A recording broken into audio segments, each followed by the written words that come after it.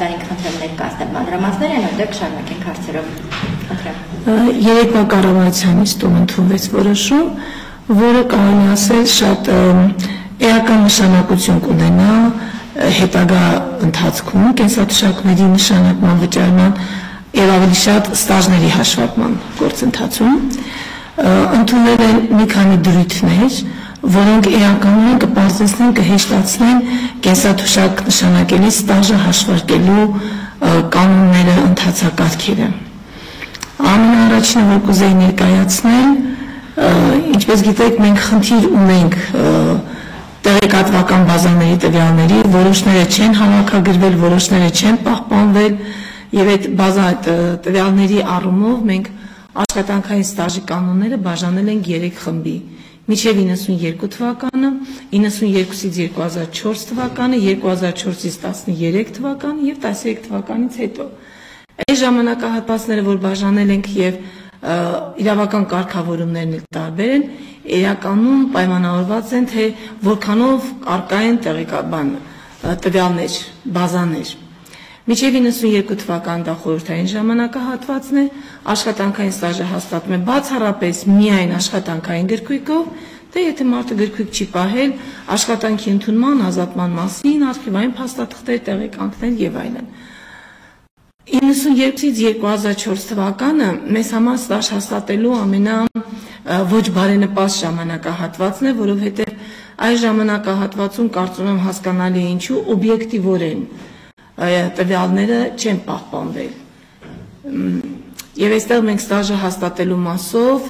ոչ թե չեն պահպանվել, այլև հիմնականում չեն պահպանվել կամ ամբողջությամբ չեն պահպանվել։ Եվ այստեղ մենք հիմնական խնդիրներ ունենում ենք 92-ից 2004 թվականը։ 2004-ից 13 թվականը մինչև այսինքն ներառյալ 12 թվականը արդեն անձնավորված հաշվարկման ժամանակահատվածն է, տվյալները բավականին մենք ունենք, եւ 2013-ից հետո, 13-ին եւ դրանից հետո արդեն հարկային հաշվարկման բազան է, ժամանակահատվածն է, հարկային մարմնի կողմից վարվող տեղեկատվական բազայում տվյալներն ամբողջությամբ արկա են։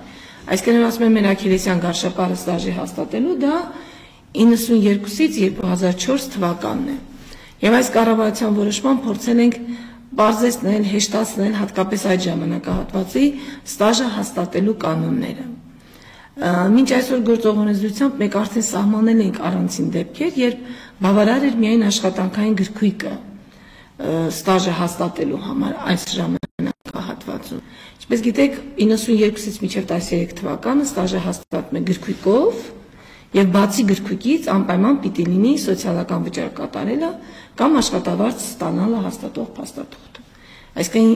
92-ից մինչև 2012 թվականը ներառյալ եթե ունեմ միայն աշխատանքային գրքույկ, դա բավարար չի, որպեսզի աշխատանքային ստաժը հաստատվի։ Թե ինչու օբյեկտիվորեն իրավապրակտիկայում այս փաստը քննարկվել է, բազմիցս ներկայացվել է, չեն աշխատել գործառներ եւ այլն, եւ աշխատողներին չեն ազատել, մեկ էլ 2004 թվականին կամ 2003 թվականին ազատել են կնիքով եւ այլն, այսինքն պատշաճ գրառումներ կատարել են, բայց ակնհայտ է, որ այդ կազմակերպությունը այդ տարիներին չի աշխատել։ Իսկ կենսաթոշակը տրվում է աշխատանքային գործունեության համար եւ ոչ միայն աշխատանքային, այլև աշխատած եւ այդ տարիների համար կենսաթոշակի իրավունք տվող վճարը կատարելու համար։ Այս ժամանակահատվածում մենք առանձնացրեցինք այն կազմակերպությունները, որոնք այդ տարիներին հիմնականում աշխատել են։ Եվ այս կազմակերպություններին աշխատանքային գործունեության վերաբերյալ, եթե մենք ունենանք ընդունման ազատման տվյալներ, իսկ դա հիմնականում աշխատանքային գրքույկն է, կարող են լինել նաև արխիվային տեղեկանքներ կամ գործատուն կարող է տեղեկանքներ տալ, եթե մինչև այսօր շարունակում է գործունեությունը կամ իրավահաջորդն է։ Այդ կազմակերպություններում աշխատելու դեպքում մենք այլևս սոցիալական վճար կատարած լինելը կամ աշխատավարձ ստանալը հավաստող փաստաթղթեր չենք պահանջի, կառաջնորդվենք միայն աշխատանքային գրքույկով։ Իսկ ներողություն, ձեր փորձը ինչ է ցույց տալիս, հիմնականում մարդկանց մոտ եղած փաստաթղթերից պակասում է այն մնացածը եւ աշխատանքային գրքույկներ ունենում են իրենց ձեռքի տակ։ Տեսեք ինչումն է բանը։ Մենք ունենք նաև այդ հնարավորությունը օժանդակելու քաղաքացուն, երբ որ աշխատանքային գրքույկը չի պահպանվել։ Որևէ պատճառով կորցրել է, վայրվել է, չգիտեմ, չկա հիմա այդ գրքույկը։ Բայց դե մարդ աշխատել է, հոչից կարող թույլ տալ, որ իր ամբողջ աշխատանքային գործունեությունը, ասում է, զրոյացվի։ Ինքը հայտարարություն է տալիս այդ դեպքում, եւ մենք փորձում ենք իր գործունեության վերաբերյալ տեղեկատվություններն ինքներս հավաքագրել։ Հարցումներ ենք կատարում արխիվի ցուցմամբ գործատուին ենք հարցում անում, իրավահաջորդ գործատուին ենք հարցում անում։ Այսինքն այն դեպքում, երբ որ չկան այդ տվյալները, փորձում ենք հարցը կարգավորել։ Որպես կանոն հիմնական փաստաթուղթը, ես սիրում եմ ասել, աշխատանքային գործունեության անձնագիրը, դա աշխատանքային գրքույկն է, որտեղ հստակ նշված է մարդը ինչ աշխատանքային գործունեություն է իրականացրել։ Եվ մեր փորձը ցույց է տալիս, որ աշխատանքային գրքույկը քիչ թե շատ պահպանված է, 100% չէ, բայց մեծամասամբ 80-90% աշխատանքային գրքույկները անձիկ պահպանում են։ Բայց կան դեպքեր, որ չեն պահպանվում, այսինքն հիմնական խնդիրը, դե տեսեք, հիմա մի աշխատող դուք եք, մի աշխատող ես եմ։ Ես ունեմ տեղեկատվություն, թե այն գործատուն սոցիալական վճար կատարել է, թե ոչ, թե աշխատավարձի վճարման մասին համապատասխան հաշվետվություններ ներկայացել է, թե ոչ։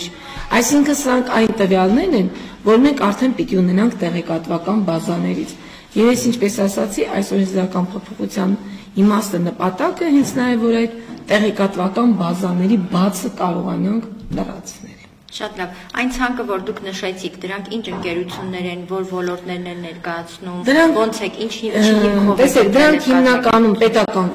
սկզբունքը մեկն է եղել, որ կազմակերպություններն են, որ 92-ից 2004 թվականներին աշխատել են։ Նույնիսկ ինչու 2004, որովհետև 4-ից հետո մենք ունենք արդեն անձնավորված հաշվարկ։ Մինչև 4 թվականը մենք ունենք գործատուների մասին բավական թերի տեղեկատվական բազա, բայց անձնավորված չունենք։